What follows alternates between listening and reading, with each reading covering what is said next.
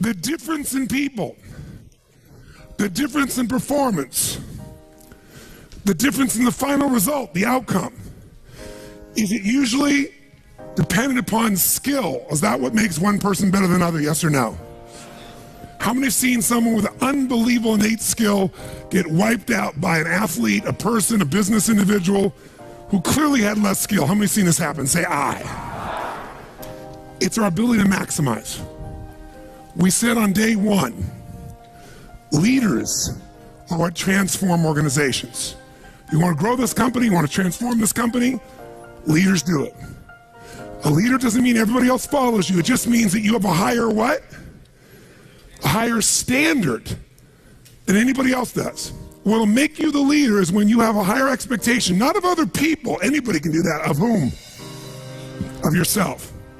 So if you want to know what does it take to take things to the highest level, what's going to take to change my business permanently, not temporary, you can go home and you can install some of these strategies, skills, tactics, tools, insights, and see a significant change. But if that change is going to be a lasting company of value that keeps growing, then the things you've learned here have to become the standard for your organization, not something you did for a period of time. Whenever you look at somebody and say, why are they more successful than anybody else? It's always because of step one, they've raised their standard. If you go back home and you want to change your life in any way, personally, professionally, or your company, as boring as it sounds, as stupid as it sounds, you might say, I spent all this time, this energy, this money, and you're going to tell me to raise my standards? Yes. Because even though that's not sexy, it is the only thing that creates lasting change. You can go on a diet and you can lose weight, but what will that person eventually do? They'll go where? Back, unless they raise their standard. Now that sounds so trite and stupid and positive thinky or old school, but the truth is it's the truth. So maybe I can language it in a way that's more compelling to you or more simple. What does it mean when we say raise our standards? It means you turn your shoulds into musts. The difference in people is that they turn their shoulds into musts. The things that you used to say I should do, you do your shoulds when it's convenient, when it's comfortable, when it goes your way. But when something is a must, not to other people, but a must to you, do you find the way to get it done, yes or no? Yes. So the difference in people is what's their must, or another word for that is what's their standard. Every person in this room right now, our bodies are a reflection of our physical standards. They are not a reflection of our desires. Most people have a desire for more energy or a better body or a stronger body or a more fit body. We don't get our goals, we get our musts. The ones that are the musts become how you are. And guess what? It shows up in your rituals. When it's a must, you have different rituals, different things you do consistently when you must have your body a certain way than you should or you'd like to or you ought to. How many follow what I'm talking about here? Say aye. So whether we want it or not, the only way to change your body long term is change what the must is for you. Now, I'm not telling you what it should be. Who the hell am I? I'm just saying maybe it's time for you to take a look.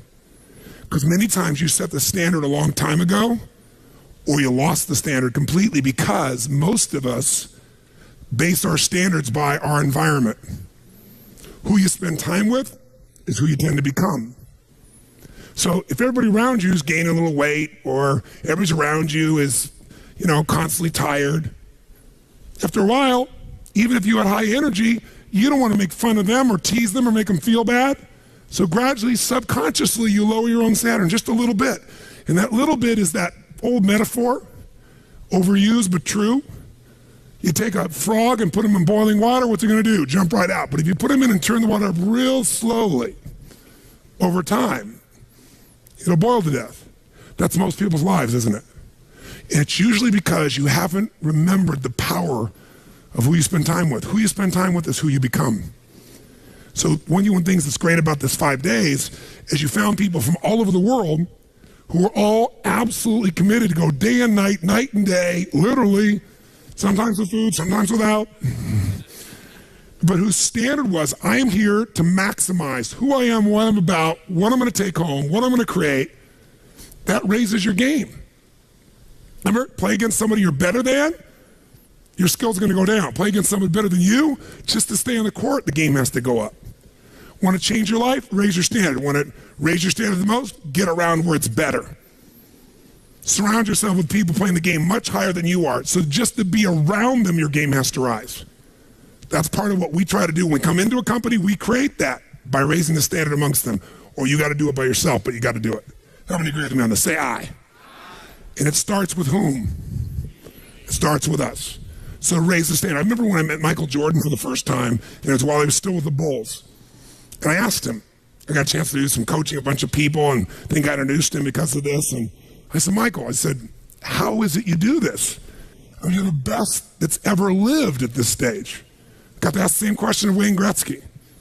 And interesting, Wayne Gretzky, I'd read someplace and he gave me the same answer. I asked him the same thing. You're not the fastest. You're not the strongest. You're not, you don't, how is it you're the great one when you're not the fastest, the strongest, the quickest?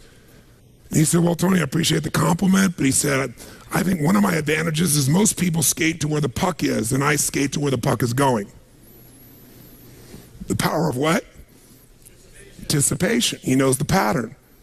With Jordan, his standard was, I asked him, he said, Tony, everybody, I said, what makes you the best? Is it natural ability? Is it talent? Is it skill? Is it God-given? Is it strategy? What is it?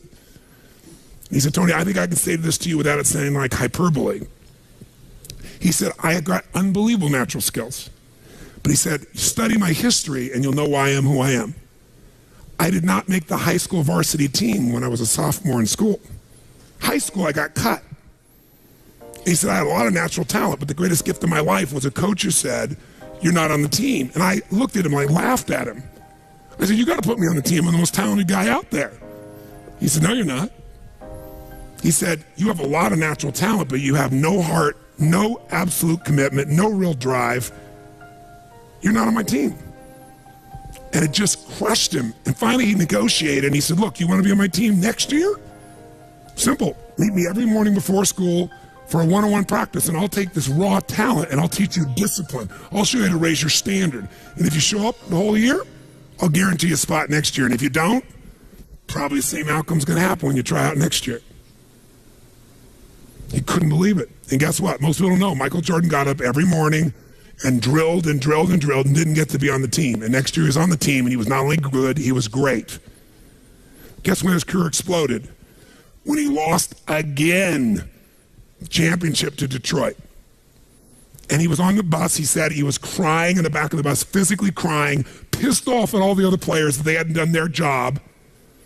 And something inside of him snapped and realized, crying, whining, blaming everybody else is not the problem.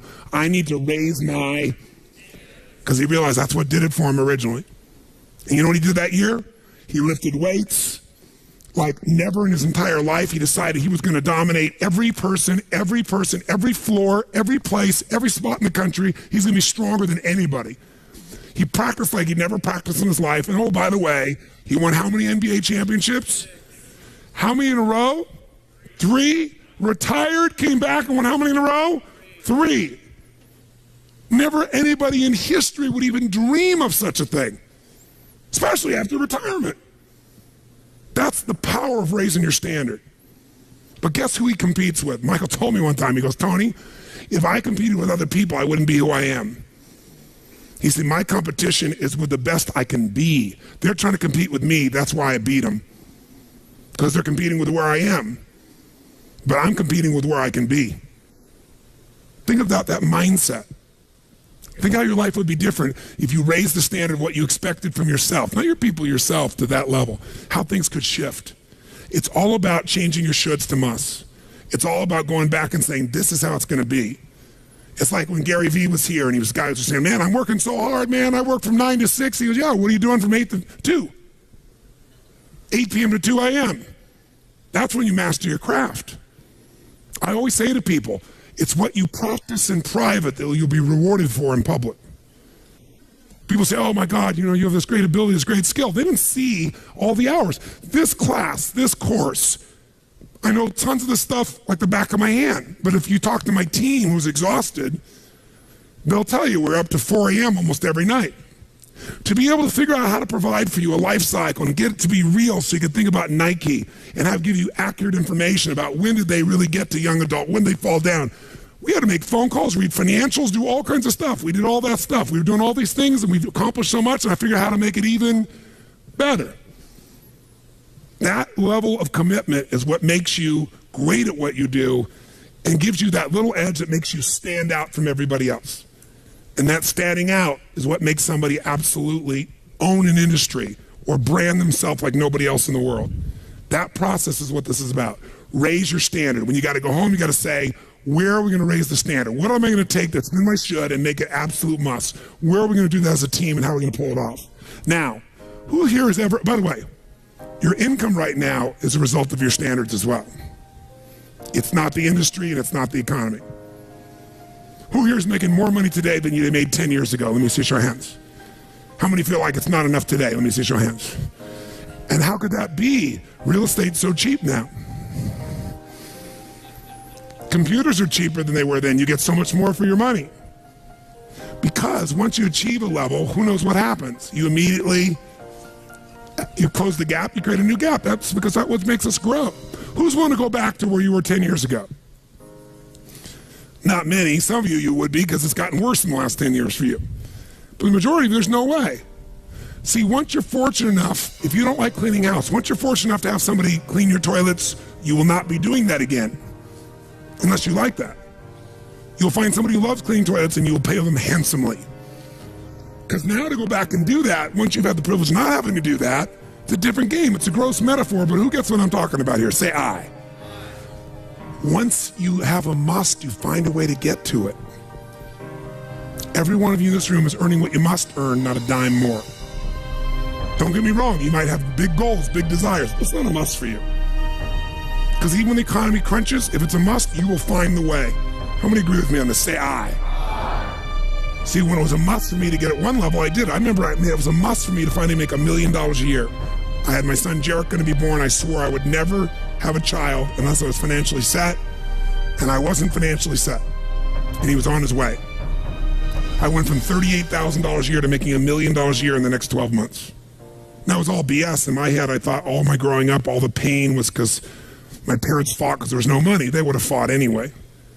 Because I believed that, though, I raised the standard, made it happen. And then I made $1 million a year for 7 straight years. Even though I built 5 more companies, even though I was helping more people, I made the same amount of money. Guess why? That was my must. At some level above that, seemed greedy. Now, it wasn't like I had this incredible lifestyle. I owned a magical home. I had this place called the Del Mar Castle overlooking the ocean in Del Mar, California. But I was on the road, staying at the Ramada Inn in Milwaukee with shag carpeting and smelly, dead animals on the wall on my birthday. And my maid, she's back at home in the castle going, "Oh, Mr. Robbins, happy birthday.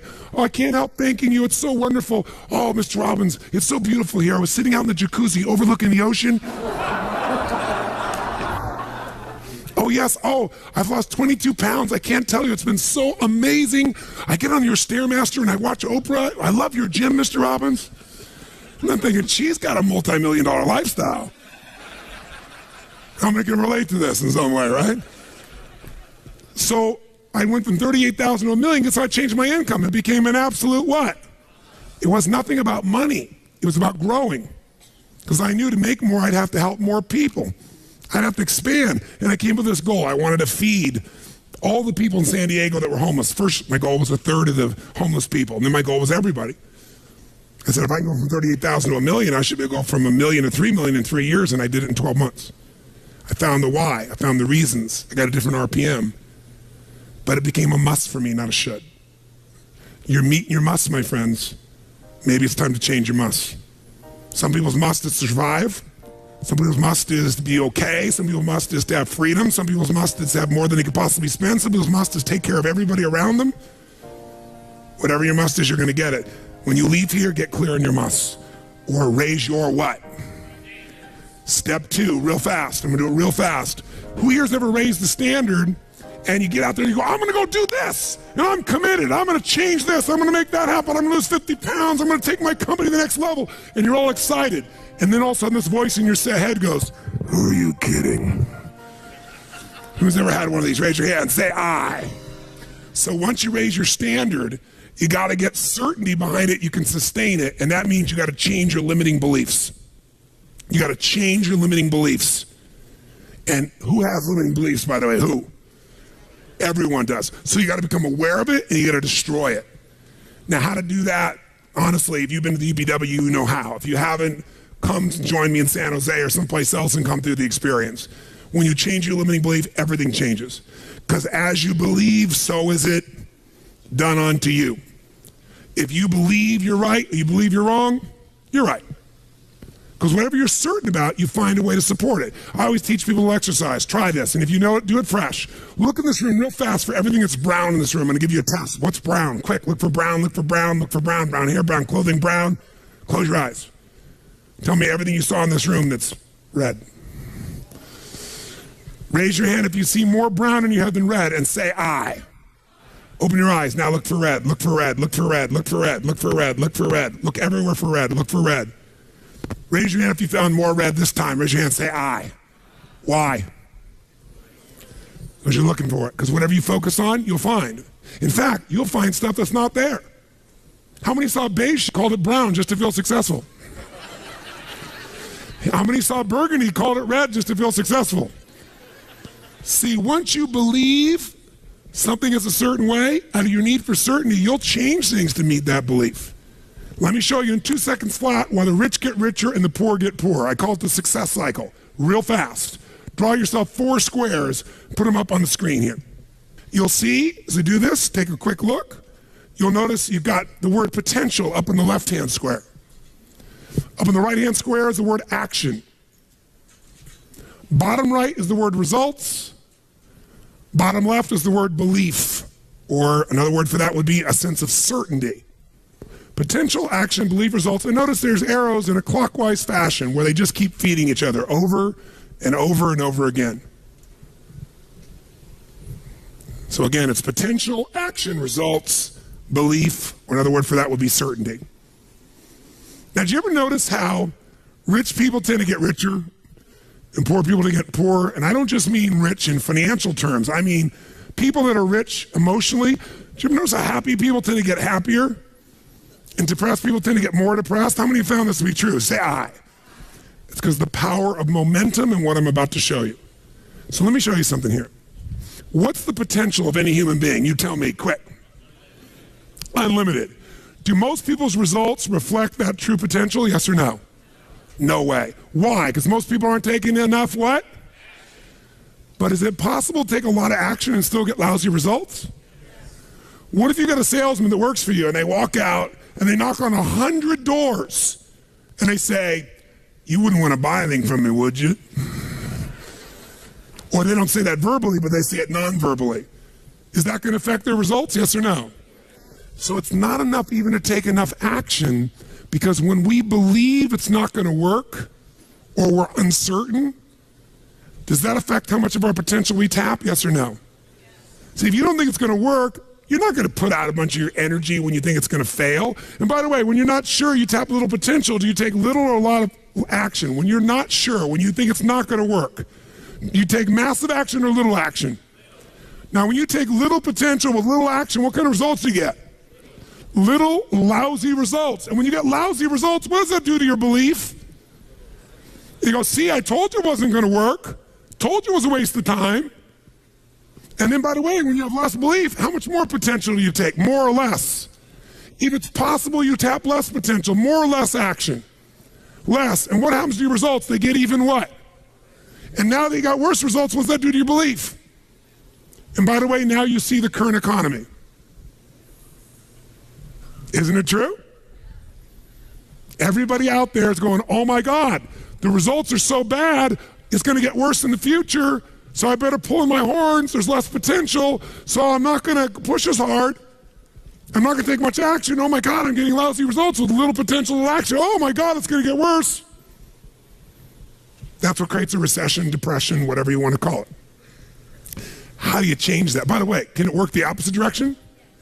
What would happen if something inside you gave you so much certainty inside of you that you felt absolutely certain that recession was your friend? that the worst economy for you was the greatest time on earth, that all you had to do is manage your state and apply your fundamentals and immerse, stay coached so you don't get off target, keep taking action, and you could own your business and you go to other people's businesses. How many believe that, by the way? Now say I. When you have that kind of certainty, are you going to use more of your potential when you go home or less? Which one, my friends? Are you going to take less or more action? When you are certain and you use lots of your potential with massive action, what kind of results do you get? Massive action gets massive results. What kind of belief do you get now when you get better results? You go home, you use your core story. You go home and you take one of these techniques, you get a different response. You go home and you stimulate a new source of profit or income. You go home and you add a service. You go home and do anything. And it works. Your brain goes, yeah, it works. Now, by the way, at Home X, we went in there, thank God we went in there, because they took our stuff and it looked like it wasn't working. Do you remember that? Because some people there didn't want the change to happen. So we had to dig in and find it was working. We knew you can't take action, you can't sow that seed and reap nothing. So we uncovered what was really going on. You're gonna have to watch for the same thing, depending upon the size of your organization. But bottom line, when you get great results, belief gets stronger. Now you're totally certain. Are you gonna use more or less potential, my friends? Which one? More. You're gonna take even more what? Get an even greater what? Even more certainty. And now what happens to your business? Boom, boom, boom, boom, boom, boom, boom. And now you have a different momentum. And so your economy does not have to reflect the economy. You get to create your economy. You get to decide whether you freeze to death or ski or snowboard.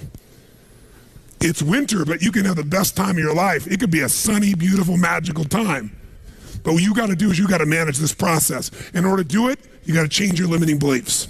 And this week has been about doing that by giving you so many tools and examples that you'd be immersed. But I promise you, when you go home, all this is going to be tested. A, because all the stuff that's waiting for you after being gone for 5 days.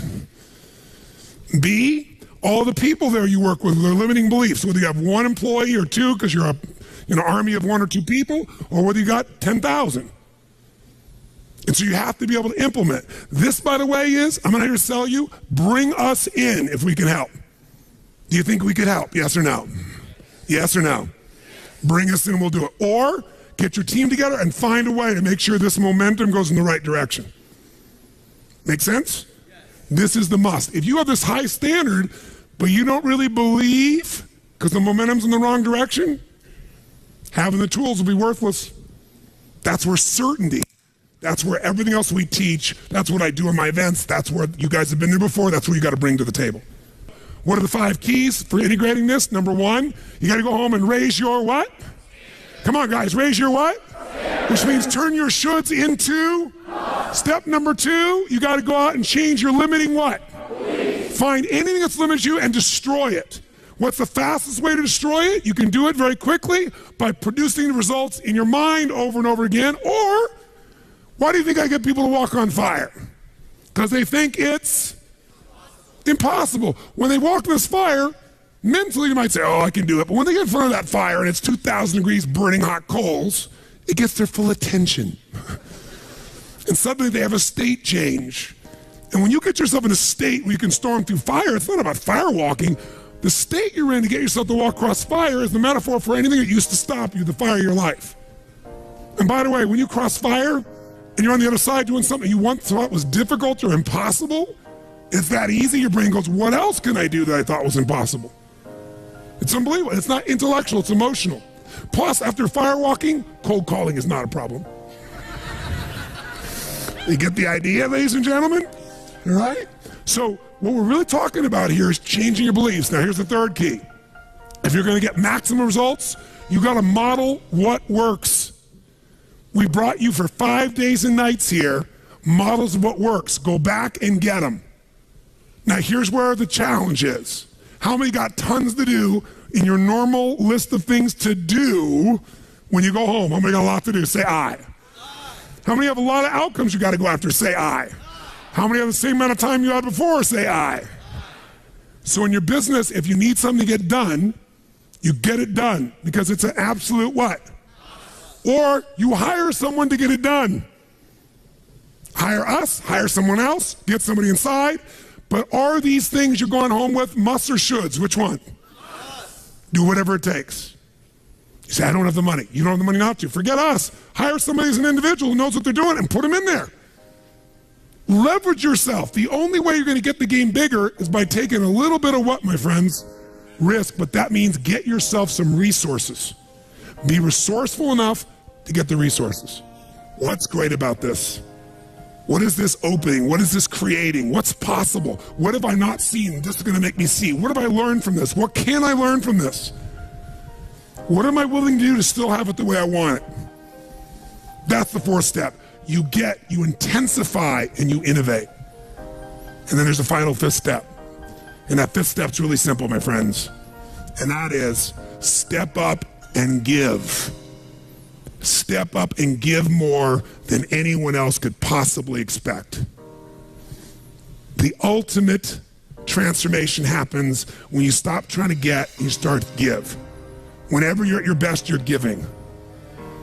I remember so vividly driving in my car, my Volkswagen Bug, and I was struggling, and I was 19 years old. I was driving on a freeway in San Gabriel Valley, the 210 freeway, I'll never forget. And it's midnight, and I'm frustrated. I felt like I tried everything. I had these big hits, like the one you just saw, and nothing was going my way, and I was frustrated. And I kept thinking, how come I'm not getting what I want? And all of a sudden, it just hit me on the freeway. I pulled over the side. It was almost midnight. No cars really around. Grabbed my journal and I wrote, and I still have the journal to this day from when I was 19 years old. Full page, and I wrote, the secret to living is giving. And I realized why I wasn't doing well. Because I all focused about what I wasn't getting. I was not focused on what I was not giving. And the whole game changed.